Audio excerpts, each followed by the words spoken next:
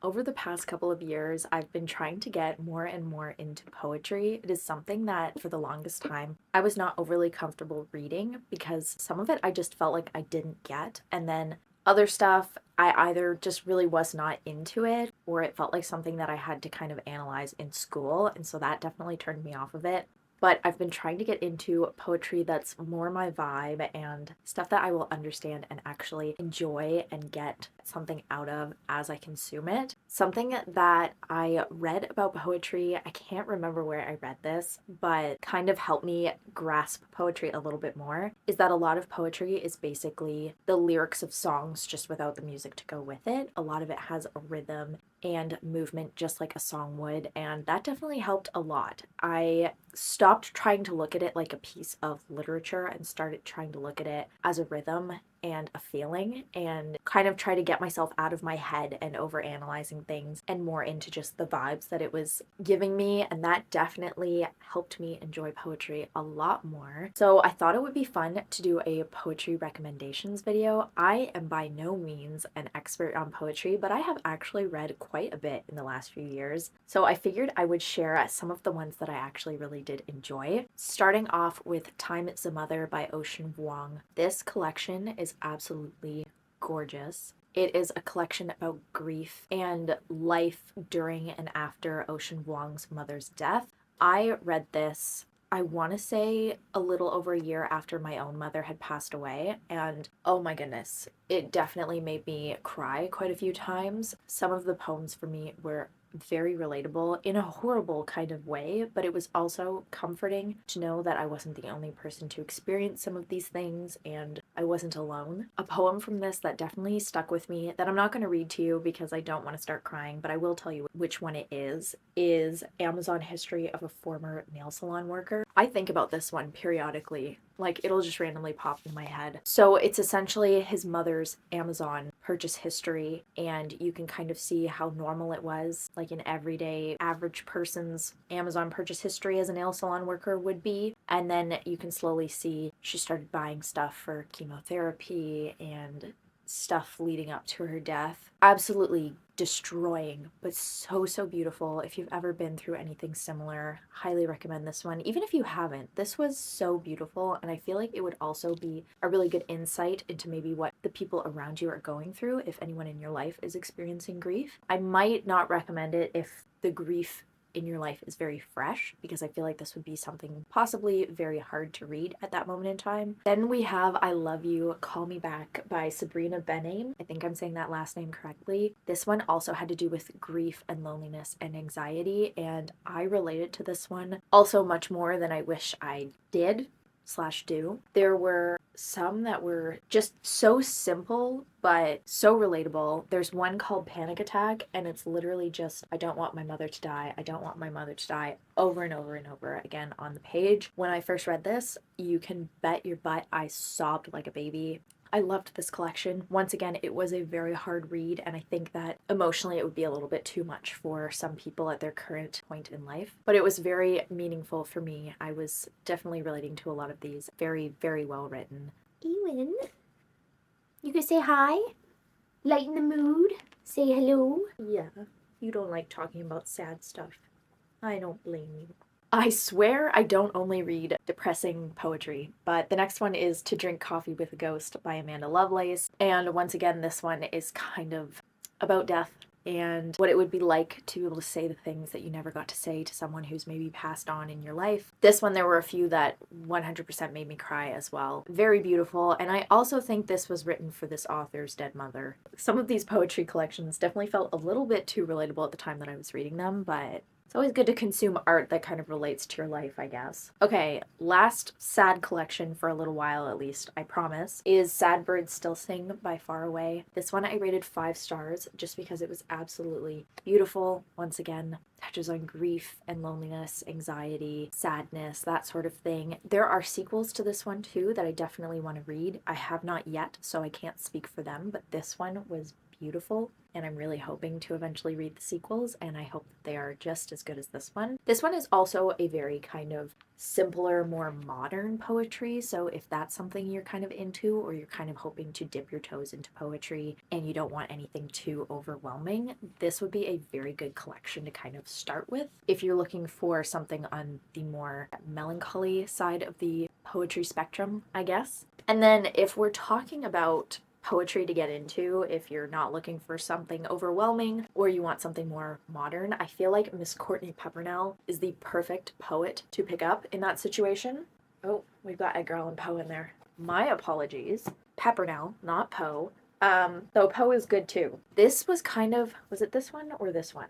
One of these two series was some of the first poetry collections that I picked up on my own and actually enjoyed, and it kind of got me a little bit more into poetry. I think it was actually Watering the Soul and The Way Back Home. These ones are so cute. They're kind of like, goodness, just throwing books now. They're kind of like a self-discovery, self-growth kind of collection of poetry, and we follow this little guy who slowly grows and blooms into what he's truly meant to be. So I'll read you just a little tiny blurb on the back. I'm not going to read like a huge paragraph. It's just one sentence, I promise. In the deepest, most enchanting part of the forest, a creature hands you a seed. Within the seed is your soul, ready to be grown again. So these ones were definitely very cozy, very relaxing. I felt like I could pick them up whenever I had a spare moment throughout the day. And I slowly read through them and realized I do like poetry, just stuff that's more my taste, not necessarily overly complicated poets. So then we also have the Pillow Thoughts collection by Courtney Peppernell. This one is exactly like it sounds. It's poetry that's pillow thoughts. So some of it is like self-reflection, some of it is a bit sadder than other stuff. There's grief, anxiety, loneliness, the works. But then there's also some more hopeful and happier pieces in these as well. And I really enjoyed these. If you want to dip your toes into poetry, or once again, you're looking for a more modern poetry collection, this is definitely one that I would recommend picking up because it is super simple, super easy to get into, and you can just read a little bit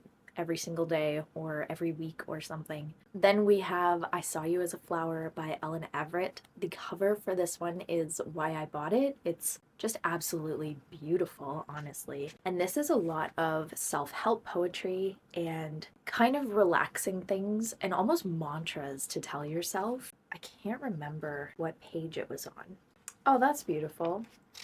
This isn't the one I was looking for, but it definitely kind of goes with what I was saying about poetry is basically songs, lyrics of songs without the music. This one literally says, "Poetry is the music for those who cannot sing." Okay, I swear I saw it earlier. Oh my gosh, okay, I finally found it. It's so small, so simple, but so impactful, honestly. And I feel like that is the essence of this entire collection. So it says, "I cannot make everybody happy. I am only a person, and that is okay." That's basically what you'll get from this collection. It's a lot of, like I said, almost mantras that you can tell yourself to maybe calm yourself and stuff like that. Beautiful collection. Then, of course, I have to mention Miss Ruby. So this collection is Homebody. I could have picked quite a few of her poetry collections because I have read a few and I do love a lot of them, but I think this one has been my favorite so far. And I also love it has little illustrations throughout it, so that's a really nice touch. But once again, very simple and easy to read poetry that is very impactful. Like this one here, I have never known anything more quietly loud than anxiety. And the picture to go with it,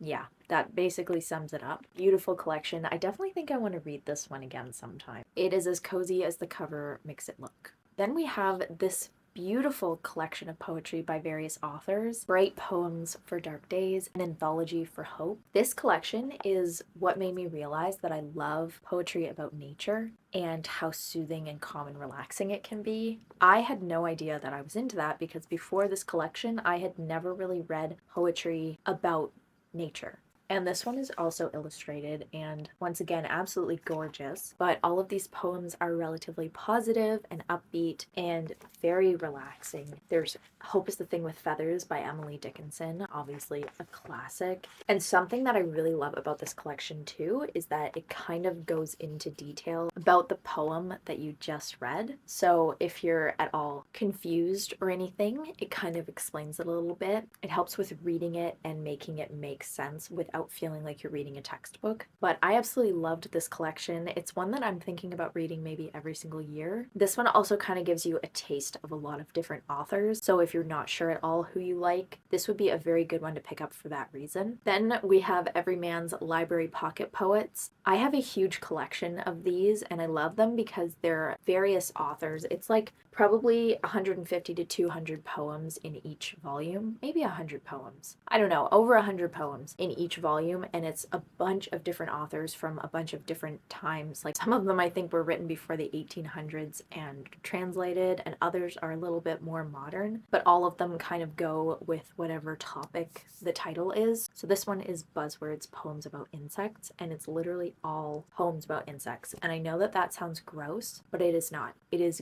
gorgeous. There's ones about cicadas, bees, there are spiders, but it is more about how beautiful webs are and stuff, not like the dark creepy kind of aspect of, sorry, there was a hair by the camera, but not so much the dark creepy aspect of spiders, more the beauty in them. Once again, nature poetry, definitely my kind of vibe, and if that's your vibe too, this was one of my favorite Everyman's collections. And then we have Field Guide to the Haunted Forest by Jared K. Anderson. This is an indie collection of poetry, so obviously it's not the most beautiful bind up of poetry you'll find, but the poems within are gorgeous. Picture ghosty nature vibes, because that is this poetry collection in a nutshell. This one is short and sweet and beautiful and very haunting, but also calming at the same time. And if I recall correctly, it definitely made me stop and think a few times while I was reading it. Then I feel like I'm obligated to mention Poe, because for a little while in my life, I was a Poe hater, and I can't even believe I can say that. But I can, because I was forced to read The Raven when I was like 16 or so, and I had to dissect the ever-living crap out of that poem and explain in detail, like line for line, what that poem essentially meant. It drove me bonkers, and I swore I'd never read Poe ever again, and he wasn't for me. But then recently, this past year, I picked up this complete collection of Edgar Allan Poe, and I was expecting all of his poetry to be like The Raven, and I was so wrong.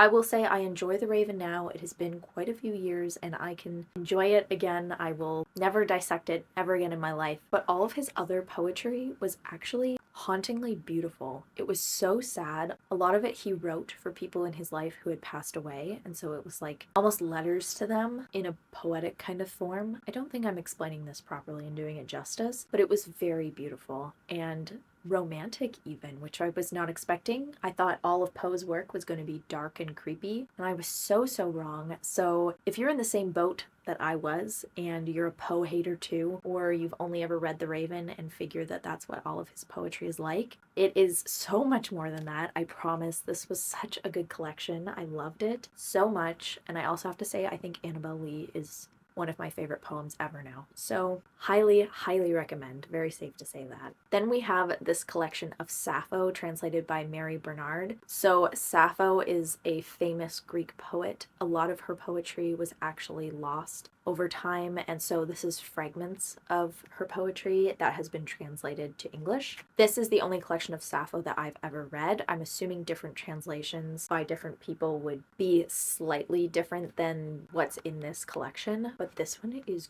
gorgeous. Oh my goodness. She was definitely way ahead of her time. I was expecting to read this and be so confused, and I was so pleasantly surprised. It is very thought-provoking, very beautiful, and so lyrical. I highly recommend this one. And then also for poetry kind of about Greek mythology, we have Great Goddesses, Life Lessons from Myths and Monsters by Nikita Gill. This was a very fun collection to read. It was very much so a feminist kind of collection collection of poetry, and I loved how all of them were basically about Greek goddesses and how powerful they are. A lot of fun, especially if you're into mythology, and it also has illustrations throughout, so that definitely adds a little something to this collection. Then we have Beast at Every Threshold by Natalie Wee. This one I rated 5 stars, and I absolutely loved it. It's definitely a little bit more of a complicated kind of poetry to read, and sometimes you have to reread it a little bit to try to make sense of it. So if you're starting out with poetry, I don't think I'd recommend it. But if you already love poetry and you're looking for something a little bit more meaningful, impactful, and challenging to read, this one was definitely a very impactful